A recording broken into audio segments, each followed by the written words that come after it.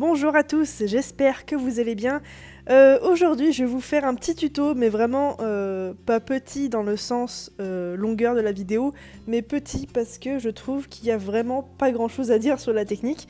Je vais vous faire donc le tuto sur l'effet pétri. Alors, pour info, l'effet pétri existe depuis longtemps, hein, ça a été inventé par une américaine, je crois, qui jouait un petit peu avec la résine et avec les encres à alcool. Donc pour ça, vous aurez tout simplement besoin de résine époxy, c'est-à-dire de la résine à bicomposants qu'on peut trouver un peu partout. Donc vous pouvez prendre de la résine pro, perso j'aime pas du tout, mais bon, ça c'est un autre débat. Vous pouvez prendre aussi de la PBO qui marche très très bien pour cet effet. Évidemment, ça ne marche pas avec de la résine UV puisqu'il faut un certain temps d'attente pour que les encres se dissolvent un petit peu dans la résine. Donc voilà, vraiment de la résine époxy bicomposant, c'est ce qui marche le mieux pour la technique. En ce qui concerne les moules, je vous conseille vraiment de prendre des moules brillants, c'est-à-dire des moules où quand vous les regardez à la lumière, la surface est vraiment lisse et très brillante, voire même vous pouvez vous voir dedans. Sans ça, vous n'aurez pas cet effet, ce joli effet brillant à la sortie du moule, mais ça c'est valable avec vraiment toutes les autres créations que vous voudrez faire en résine. Si vous voulez des jolies créations en résine, il vous faudra des moules brillants.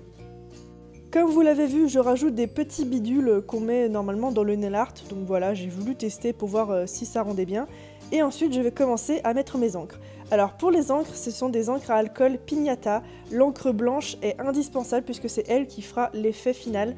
C'est elle qui a un composant chimique, je ne sais pas trop ce que c'est, qui fait que il y aura cet effet pétri à la fin.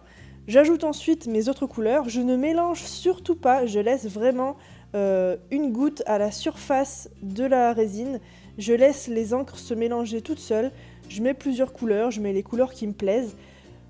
Plus vous mettez d'encre, plus ce sera lourd et plus vous aurez des espèces de petits bouts d'encre qui vont tomber au fond de votre moule.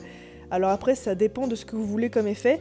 Je vous conseille bien évidemment de faire plusieurs tests pour voir ce qui vous plaît le plus à la fin. Moi j'aime beaucoup les couleurs vert, jaune et bleu, puisque ça donne à la fin des couleurs très turquoises, vraiment très très agréables. Et à part ça, il n'y a vraiment pas grand chose d'autre à faire, hein. Avoir des moules avec un fond brillant, avoir de la résine époxy, des encres à alcool dont surtout l'encre blanche, et c'est tout. Je vous conseille vraiment pas de mélanger un petit peu les encres, puisque à la fin l'effet ne sera pas vraiment le même. Après vous pouvez essayer sur certaines pièces, ça peut être intéressant. Moi j'aime pas trop le faire puisque je sais que ça rend pas très très bien. En ce qui concerne la profondeur de vos moules, personnellement j'ai essayé sur un maximum de je dirais 1 cm de profondeur, ce qui est déjà pas mal.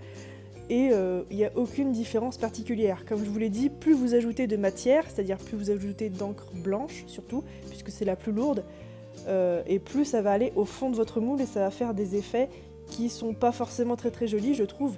Je vous les montrerai à la fin. Mais voilà, pour ce qui est de la profondeur des moules, un moule normal pour un moule bijou, comme vous voyez ceux que j'ai, ça suffit largement. Voilà un petit peu ce que ça donne quand vous avez mis toutes vos encres. Personnellement, j'aime bien en mettre sur toute la surface de mes moules.